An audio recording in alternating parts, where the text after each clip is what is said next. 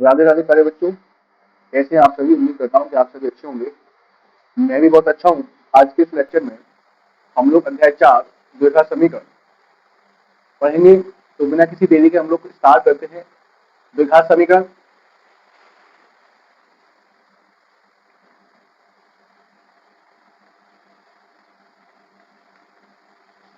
द्विघात समीकरण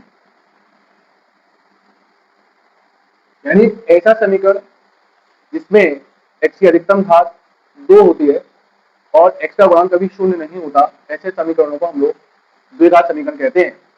तो द्विघात समीकरण का व्यापक रूप क्या होता है? द्विघात समीकरण का व्यापक रूप ax square plus b x plus c बराबर 0, जहां ए बी व सी वास्तविक संख्याएं हैं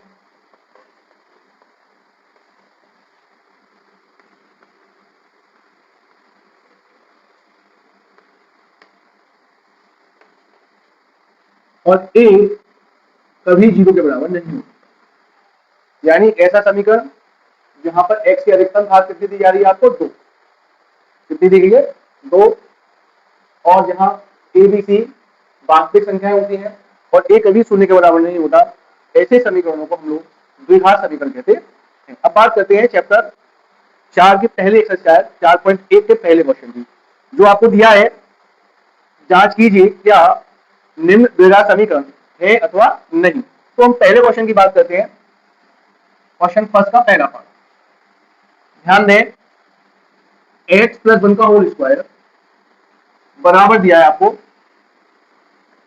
2 ब्रैकेट एक्स माइनस 3। तो सबसे पहले इसे सॉल्व करने के लिए हमारे पास एक्स प्लस 1 का होल स्क्वायर याद होना चाहिए, यानी ए प्लस बी का होल स्क्वायर जो होता है a square a plus b का होल स्क्वायर, यानी a square plus b square plus 2ab क्या होता है? ए प्लस बी का होल स्क्वायर बराबर a square plus b square plus 2ab। तो सबसे पहले एक्स प्लस 1 का होल स्क्वायर को हम लोग खोल लेंगे। एक्स स्क्वायर प्लस 1 प्लस का 2x, यहां ब्रैकेट हटाने पर 2x माइनस का 6। आपने देखा एक्स स्क्वायर प्लस 1 प्लस का 2x माइनस का 2x और प्लस 6 इज इक्वल टू 0। तो देखिए 2x से 2x कट जाता है हमारे पास, तो x square plus 0 into x plus 7 बराबर 0। अब यहाँ उपयुक्त समीकरण को ध्यान दें। उपयुक्त समीकरण में एक्स स्क्वायर घात कितनी दी गई है? 2 दी गई है, अर्थात ये द्विघात समीकरण होगा। हम यहाँ लिख सकते हैं उपरोक्त समीकरण में x की अधिकतम घात 2 है, अतः यह द्विघात समीकरण है, अर्थात के x square plus b x plus c का प्रारूप है, जिसे हम लोग बोल सकते हैं एक द्विघात समीकरण है। अब बात करेंगे क्वेश्चन नंबर फर्स्ट के सेकंड पार्ट की, जो हमें दे रखा है एक्स स्क्वायर माइनस का 2x is equal to bracket में माइनस का 2 और दूसरे ब्रैकेट में दिया गया आपको 3 माइनस का x। तो सबसे पहले ब्रैकेटों को हमने हटाया और संख्या आती है एक्स स्क्वायर माइनस का 2x इक्वल माइनस का 6 और माइनस माइनस प्लस 2x। पूरे रूट पर ट्रांसफर किया, एक्स स्क्वायर माइनस का 2x प्लस का 6 माइनस का 2x बराबर 0। जिसे हल करेंगे एक्स स्क्वायर माइनस का 4x प्लस 6 बराबर 0। तो उपरोक्त समीकरण में x की अधिकतम घात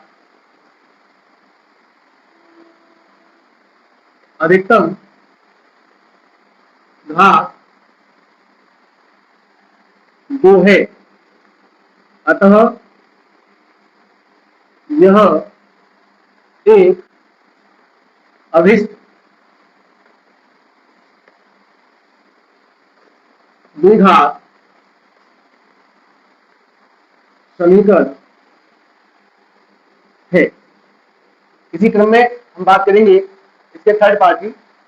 सबसे पहले सेकंड को देखें और उसके बाद बात करेंगे हम थर्ड पार्ट की।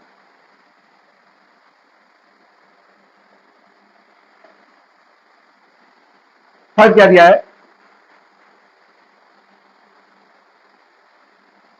Third part x minus two x plus one बराबर है x माइनस वन और एक ब्रैकेट में x प्लस टू। प्यारे बच्चों, जब कभी इस तरह का क्वेश्चन आता है तो हमें सबसे पहले दो ब्रैकेटों में जो अचर राशि होती है उनका गुणनफल करना आना चाहिए। तो इन्हें किस तरह हल करते हैं? तो सबसे पहले x को एज इट इज लिखेंगे और x प्लस वन को लिख देंगे। फिर माइनस का टू ब्रैकेट में x प्लस वन इक्वल, इसी तरह यहां करेंगे x प्लस थ्री माइनस का वन x प्लस थ्री, ब्रैकेटों को हटाएंगे x square plus x minus का टू एक्स माइनस का टू बराबर एक्स स्क्वायर प्लस का थ्री एक्स माइनस का एक्स और माइनस का थ्री। अब एक्स स्क्वायर माइनस का एक्स माइनस टू बराबर x square plus two x minus three equal to zero. अब आप देख रहे हैं एक्स स्क्वायर से एक्स स्क्वायर आपस में कट जाता है, जो संख्या बचती है उसे लिख लेते हैं हम लोग माइनस एक्स माइनस का टू बराबर टू एक्स माइनस का थ्री। अब एक्स एक्स वाले तरफ तो माइनस का एक्स माइनस का टू एक्स माइनस का टू और प्लस का थ्री बराबर जीरो। तो आपने देखा माइनस का three x plus one is equal to zero. इस समीकरण में ध्यान दें तो x के अधिकतम घात हमारे पास दो नहीं है, इसलिए एक द्विघात समीकरण नहीं होगा। हम लिख सकते हैं उपरोक्त समीकरण में x की अधिकतम घात एक है, अतः द्विघात समीकरण नहीं है। इस तरह आसानी से हम लोग क्वेश्चन को कर सकते हैं। उम्मीद है आपकी समझ में आएगा। अब हम बात करेंगे इसी क्वेश्चन के फोर्थ पार्ट की।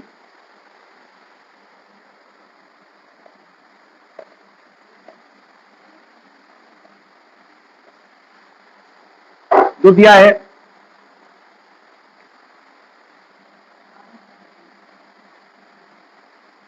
x minus three two x plus one बराबर x और ब्रैकेट में x प्लस फाइव।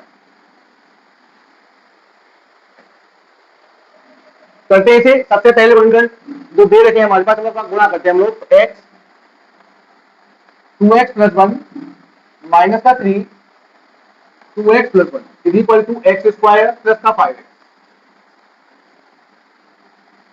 एक्स का टू एक्स में करेंगे तो two x square plus x minus का सिक्स एक्स माइनस का three is equal to x square plus five x.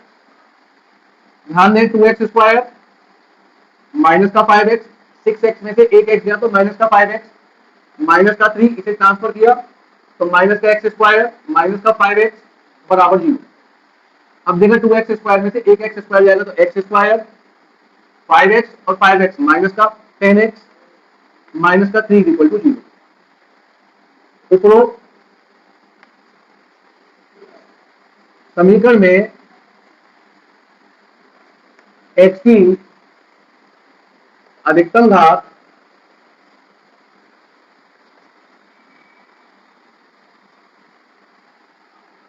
दो है, अतः यह एक द्विघात समीकरण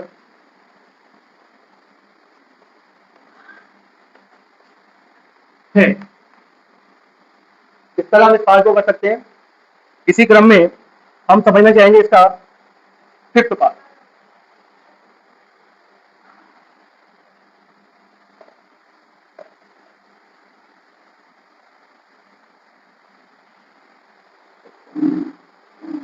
जो दिया है आपको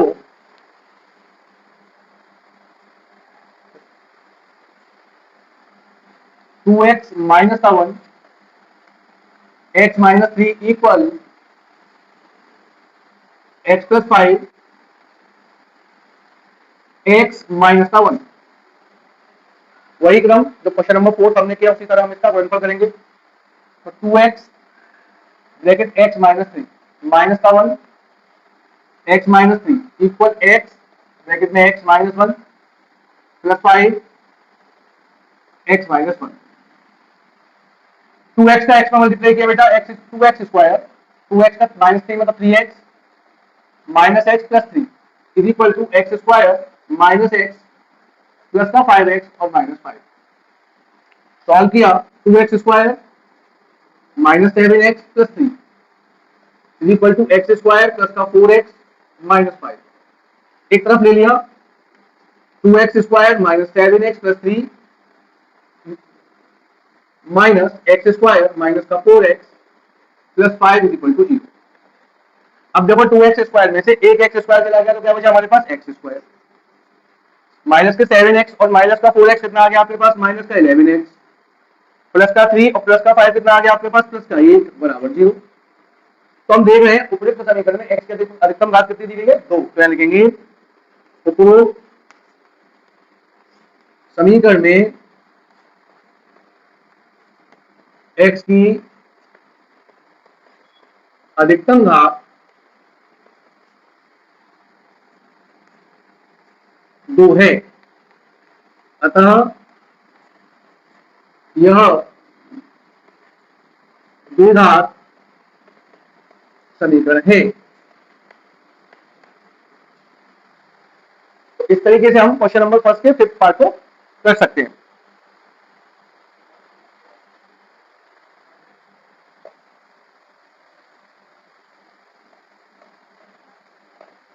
अब बात करेंगे क्वेश्चन नंबर फर्स्ट के 6th पार्ट की जो आपको दिया है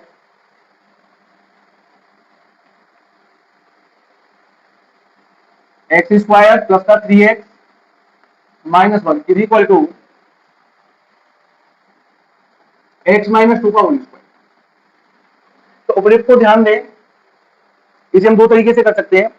पहला एक्स माइनस 2 का होल स्क्वायर लगा दें, दूसरा x minus 2 into x minus 2 दो बार लिख लें। तो जैसे भी आपको आसान दिखाई दे उस तरीके से आप कर सकते हैं। मैं यहाँ पर a माइनस बी का होल स्क्वायर का प्रयोग करूंगा जो होता है a माइनस बी का होल स्क्वायर बराबर a square plus b square minus का 2ab। मैं इस फॉर्मूले का प्रयोग करूंगा। तो यहां देखा एक्स स्क्वायर प्लस का 3x minus 1 equal whole square को खोला तो एक्स स्क्वायर यानी ए का स्क्वायर 4 यानी 2 का स्क्वायर बी स्क्वायर माइनस का 4x। एक तरफ पूरे को किया एक्स स्क्वायर प्लस का 3x minus 1 minus x square minus 4 plus का 4x बराबर 0। यहाँ ध्यान देने की बात ये एक्स स्क्वायर है, ये माइनस का एक्स स्क्वायर, दोनों आपस में कैंसिल हो गए।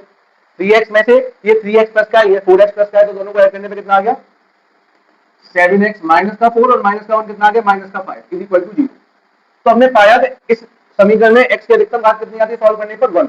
तो हम लिखेंगे अतः उपरोक्त समीकरण में x की अधिकतम घात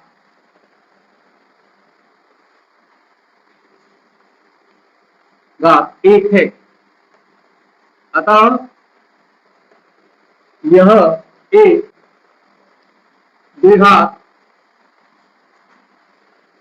समीकरण नहीं है। तो द्विघात समीकरण होने के लिए मैंने आप लोगों को समझाया था कि x की अधिकतम घात 2 होनी चाहिए और यहाँ पे x की अधिकतम घात कितनी आ रही है 1।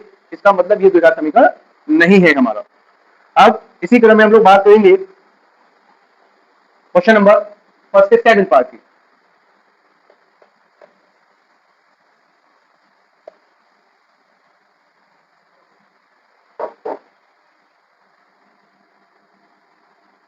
फर्स्ट का 7th पार्ट जो दिया है आपको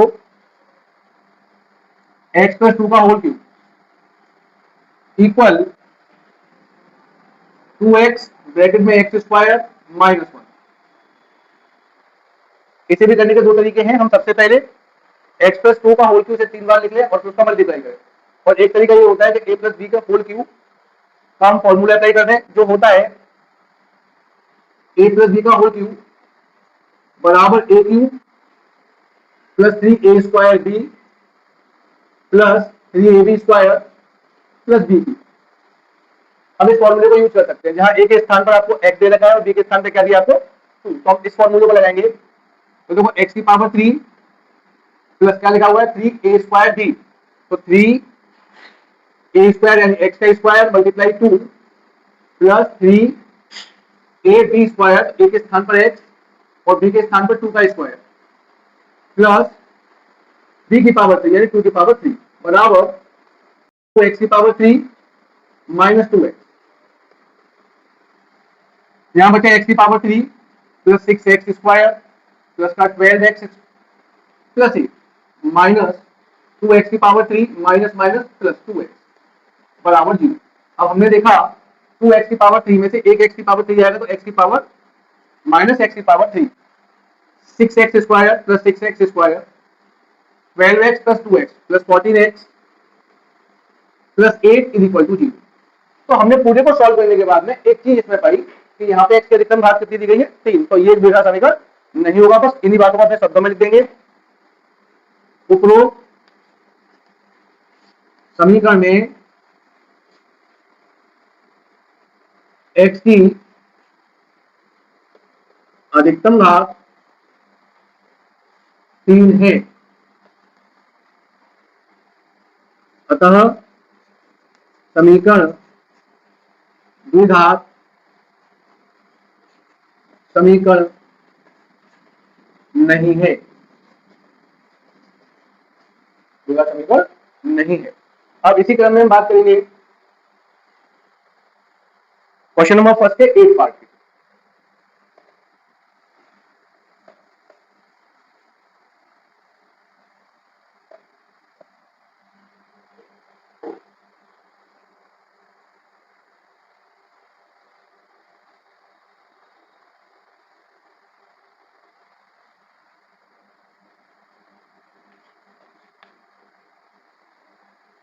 x की पावर 3 माइनस 4x स्क्वायर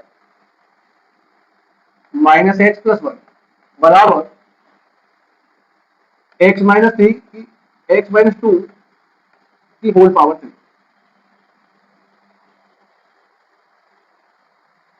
प्यारे बच्चों, इस क्वेश्चन को सॉल्व करने के लिए सबसे पहले हमें a माइनस बी का होल क्यू का फॉर्मूला याद होना चाहिए। तो इससे पहले वाले क्वेश्चन में मैंने आपको बताया था a प्लस बी का होल क्यू क्या होता है। ये माइनस आ गया तो दोनों में ज्यादा अंतर नहीं, केवल प्लस माइनस का अंतर होता है। a माइनस बी का होल क्यू बराबर ए क्यू माइनस का 3 a square b plus 3 AB square minus b Q.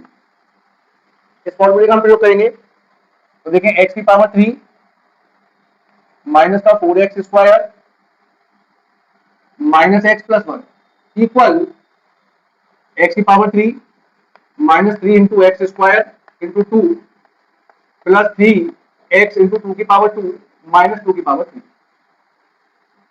x की power 3 minus 4x square minus x plus 1, इसको सॉल्व करेंगे। x की power 3 minus 6x square plus का 12x minus का 8। अब x x वाले पदों को एक तरफ लेके देखिए, यहाँ पे भी एक्स क्यू दिया, ये भी एक्स क्यू है, तो ये आपस में कट गया। अब जो बचा उसे लिखेंगे माइनस का 4x square minus x plus 1 बराबर माइनस 6x स्क्वायर प्लस का 12x माइनस 8। सारे पदों को एक तरफ ले लिया, माइनस 4x स्क्वायर प्लस का 6x square minus x plus 12x plus 1 plus 9 is equal to 0। अब देखिए 6x स्क्वायर में से 4x स्क्वायर जाएगा तो 2x square plus 11x plus 9 बराबर 0। तो यहाँ समीकरण को हल करने के बाद में क्या पाया गया कि हमारे पास x की घात कितनी आ गई, यहाँ पे 2, तो हम लिख सकते हैं उपयुक्त एक द्विघात समीकरण है। अतः उपरोक्त समीकरण में x की अधिकतम घात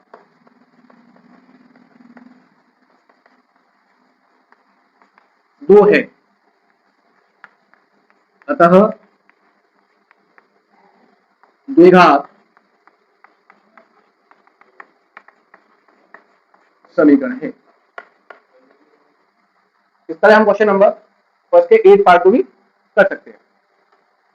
अब इसी क्रम में बात करेंगे एक्सरसाइज 4.1 की क्वेश्चन नंबर 2 की, जो कि इस प्रकार है। इसमें कई पार्ट दे रखे हैं, इसमें 4 पार्ट हैं।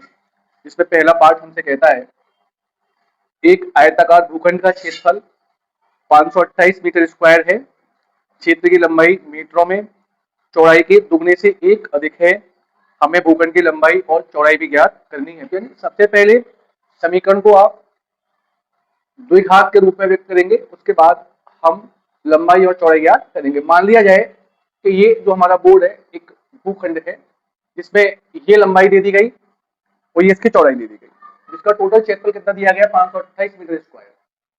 यदि हम इसकी चौड़ाई को x मान लें तो इसकी लंबाई हमारे पास 2x+1 होगी। तो हम लोग लिख सकते हैं क्वेश्चन नंबर 2 का पहला पार्ट, माना आयताकार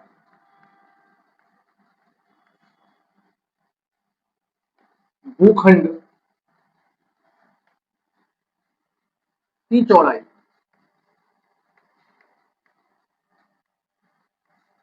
बराबर x मीटर। लंबाई कितनी होगी इसकी? लंबाई बराबर 2x+1 मीटर। अब आयताकार कोई भी वस्तु हो तो उसका क्षेत्रफल कितना होता है? तो क्षेत्रफल बराबर, आपको पढ़ाएगा होगा, लंबाई गुणा चौड़ाई, यानी x लंबाई 2x+1 इंटू एक्स। प्रश्न से क्षेत्रफल बराबर 528 मीटर स्क्वायर। तो हम लोग लिख सकते हैं 2x+1 into x is equal to 528, जिसे लिखा जा सकता है 2x² इंटू एक्स माइनस 528 बराबर 0। तो आपने यहाँ देखा x की अधिकतम घात कितनी आ रही है हमारे पास 2, तो हम लोग लिख सकते हैं ये एक अभिष्ट द्विघात समीकरण है। तो लिखेंगे यह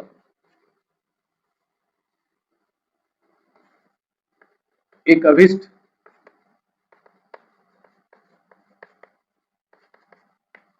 द्विघात समीकरण है। अब आगे क्वेश्चन कहता है कि अगर ये एक द्विघात समीकरण है तो इसकी लंबाई और चौड़ाई भी आप ज्ञात करें। तो जो गुणनखंड के माध्यम से होगी, तो हमारे पास समीकरण क्या दिया गया? 2x² प्लस x प्लस 528 बराबर 0। तो सबसे पहले हम इन दोनों संख्याओं को क्या करेंगे? आपस में गुणा कर लेंगे। तो गुणा करने के बाद में संख्या हमारे पास कितनी आती है? 1056। यानी 1056 के ऐसे गुणनखंड किए जाए कि जोड़ने पर संख्या हमारे पास कितनी आ जाए? 1 आ जाए, और गुणा करने पर संख्या हमारे पास 1056 आ जाए। तो सिंपली हमने इसका गुणनफल किया 33 माइनस का 32। तो हम इसे लिख सकते हैं 2x² प्लस x माइनस 528 बराबर 0। ये हमने समीकरण को जैसा का तैसा उतार लिया। अब इसका खंड करेंगे तो 2x² प्लस 33x माइनस का 32x माइनस 528 बराबर 0। अब पहले दो पदों में हमने ध्यान से देखा क्या चीज कॉमन आ रही है। हमने देखा x कॉमन आ रहा है, x कॉमन ले लिया। हमारे पास क्या बचा? 2x plus 33। फिर बाद के दोनों में ध्यान दिया तो हमारे पास कितना आ गया? माइनस का 16 कॉमन आ गया। क्या बचा? 2x प्लस 33 बराबर 0। अब आपने देखा 2x प्लस 33 एक ब्रैकेट में आ गया और x माइनस 16 एक ब्रैकेट में बराबर 0। 2x प्लस 33 बराबर 0 और x बराबर आपके पास माइनस का 33/2। क्योंकि किसी भी भूखंड की लंबाई या चौड़ाई माइनस में नहीं होती, इसलिए इसे अमान्य रखा गया और हम लिख देंगे अमान्य।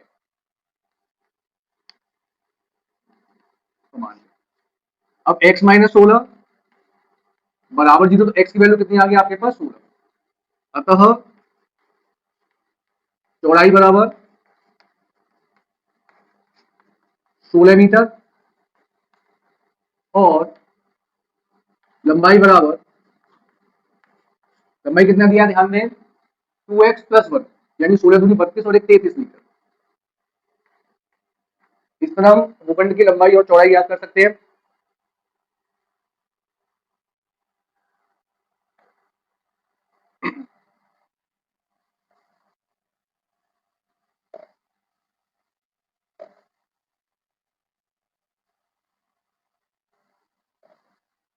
इसी क्रम में बात करेंगे क्वेश्चन नंबर 2 के सेकंड पार्ट की, जो दे रखा है दो क्रमागत धनात्मक पूर्णांकों को गुणनफल यदि 306 है तो हमें पूर्णांक ज्ञात कीजिए। यानी दो क्रमागत पूर्णांकों का गुणनफल 306। तो सबसे पहले क्रमागत संख्याएं होती क्या है, तो ऐसी संख्याएं जो लगातार आती है उन्हें क्रमागत बोलते हैं।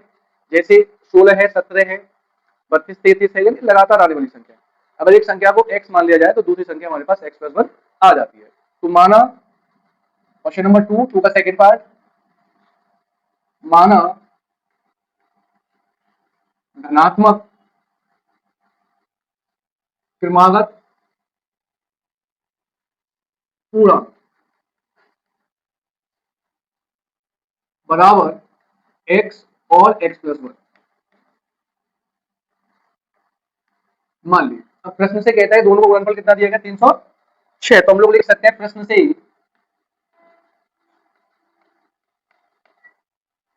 x और x + 1 यानी दोनों का गुणनफल कितना दिया गया, 306। x² + x - 306 बराबर 0। तो देखा आपने, उपयुक्त एक द्विघात समीकरण है, लिखेंगे यह एक अभिष्ट द्विघात समीकरण है। अब हम इससे क्या करेंगे, गुणनफल। तो आपने देखा 306 यानी ऐसे फैक्टर करने के प्लस करने पर एक आ जाए और गुणा करने पर कितना आ जाए आपके पास, 306। तो हमने 306 यहाँ लिख दिया। उन संख्याओं को देखा गया जिन संख्याओं का गुणनफल 306 के लगभग आ सकता है। तो संख्याएं आपके पास आती हैं, एक संख्या 18 होती है, एक संख्या हमारे पास 17 होती है। तो हम लोग लिख सकते हैं x² + 18x - का 17x - 306 बराबर 0। यहाँ से x कॉमन लिया, x + 18 - का 17 कॉमन लिया, x + 18 बराबर 0। x + 18 एक ब्रैकेट में आ गया आपका, x - 17 बराबर 0। x + 18 बराबर 0 यानी x बराबर -18। संख्या में धनात्मक चाहिए तो ये संख्या अमान्य होगी, अमान्य। अब हमारे पास दूसरा खंड रह जाता है जिसे हम सॉल्व कर सकते हैं, x - 17 बराबर 0 या x बराबर 17। अतः धनात्मक क्रमागत संख्या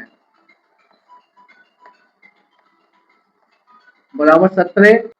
इस तरह आपने देखा बच्चों, क्वेश्चन नंबर 2 के सेकंड पार्ट में हमने पाया कि दो क्रमागत संख्याएं जिनका गुणनफल 306 था, वह संख्या 17 और 18 थी। इसी क्रम में हम बात करेंगे क्वेश्चन नंबर सेकंड का थर्ड पार्ट।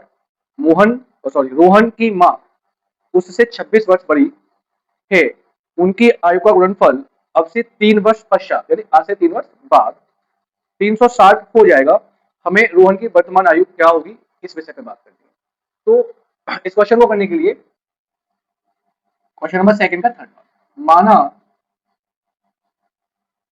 रोहन की वर्तमान आयु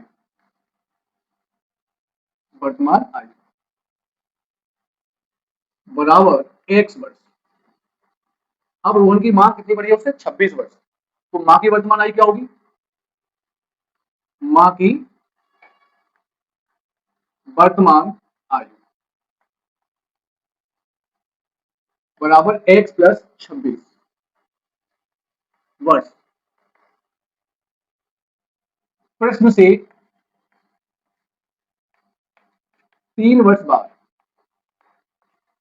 3 वर्ष बाद यानी रोहन की आयु कितनी हो गई, x + 3 और मां की कितनी हो गई, x + 29। तो x + 26 है, 26 में 3 ऐड करेंगे तो 29 हो जाएगा। और दोनों का गुणनफल कितना दिया गया, 360। अब हम क्या करेंगे, दोनों गुणनखंडों का आपस में, जो आपको ब्रैकेट में दे रखा है, इनका आपस में क्या करेंगे, गुणनफल करेंगे। तो सबसे पहले x का x प्लस 29 में किया तो एक्स स्क्वायर प्लस 29x, 3 का x प्लस 29 में किया तो 3x प्लस 87 माइनस 360 बराबर 0, यानी x square plus 32x minus 273 बराबर 0।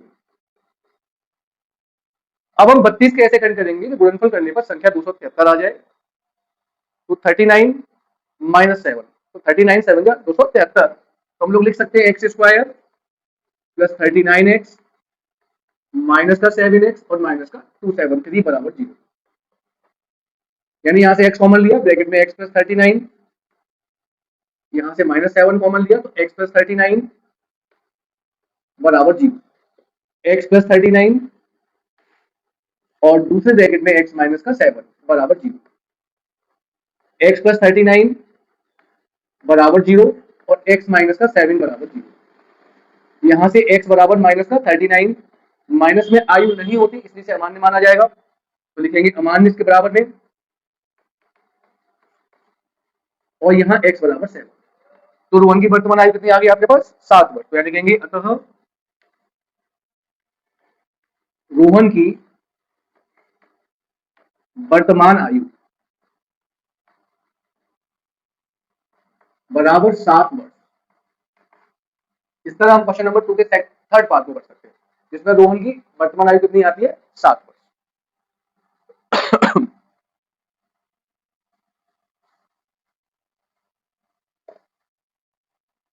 अब बात करेंगे क्वेश्चन नंबर सेकंड पे फोर्थ पार्ट की। फोर्थ पार्ट क्वेश्चन कहता है एक रेलगाड़ी 480 किलोमीटर की दूरी एक नियत चाल से तय करती है, यदि रेलगाड़ी की चाल 8 किलोमीटर प्रति घंटा कम कर दी जाए तो पहले की तुलना में रेलगाड़ी को 3 घंटे अधिक लगते हैं, अर्थात दोनों चालों से अगर दूरी को तय करती है तो दोनों में 3 घंटे का अंतर आ जाता है। तो रेलगाड़ी की वास्तविक चाल क्या है, तो ऐसे क्वेश्चन को करने के लिए हम सबसे पहले लिखेंगे, माना गाड़ी की चाल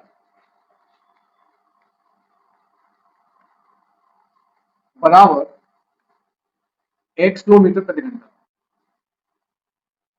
दूरी कितनी है हमारे पास, दूरी प्रश्न से दी गई 480 किलोमीटर प्रति घंटा, ओनली किलोमीटर, तो समय क्या होगा, दूरी बटे समय, चाल, दूरी कितनी है 480 बटे x घंटा, तो समय बराबर दूरी बटे चाल से हम समय निकाल सकते हैं। अब उसकी चाल को बदल दिया गया, यानी नई चाल हो गई, नई चाल कितना कम करते हैं, x माइनस 8 किलोमीटर प्रति घंटा, तो नया समय होगा, नया समय 480 बटे x माइनस 8 घंटे। अब इन दोनों समयों के बीच का जो अंतर है वो कितना दिया गया, 3 घंटे, तो प्रश्नानुसार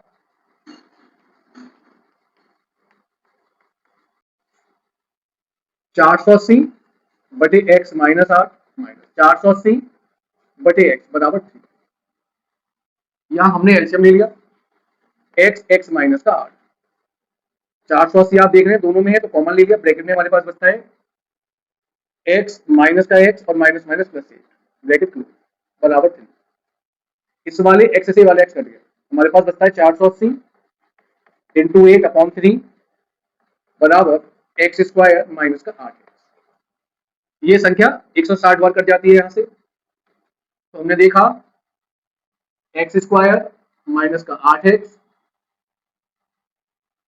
बराबर 160 multiply by 8, x square minus का 8x माइनस 1280 बराबर 0, यानी अब 1280 के ऐसे फैक्टर करने होंगे कि हमारे पास 8x आ जाए, तो 40 multiply 32 x square minus 40x plus 32x minus 1280 बराबर 0, पहले दो में से हमने x कॉमन लिया तो x माइनस 40, फिर यहां से कितना कॉमन आ रहा है 8, सॉरी 32 कॉमन आ गया पूरा, तो x माइनस 40 बराबर 0, तो x माइनस 40 और एक ब्रैकेट में x प्लस 32 बराबर 0, x माइनस 40 बराबर 0 और x प्लस 32 बराबर 0, x बराबर 40 हो गया और x बराबर माइनस का 32। चाल कभी भी ऋणात्मक नहीं होती तो इसे अमान्य लिखा जाएगा, अमान्य। तो x बराबर 40, अतः गाड़ी की चाल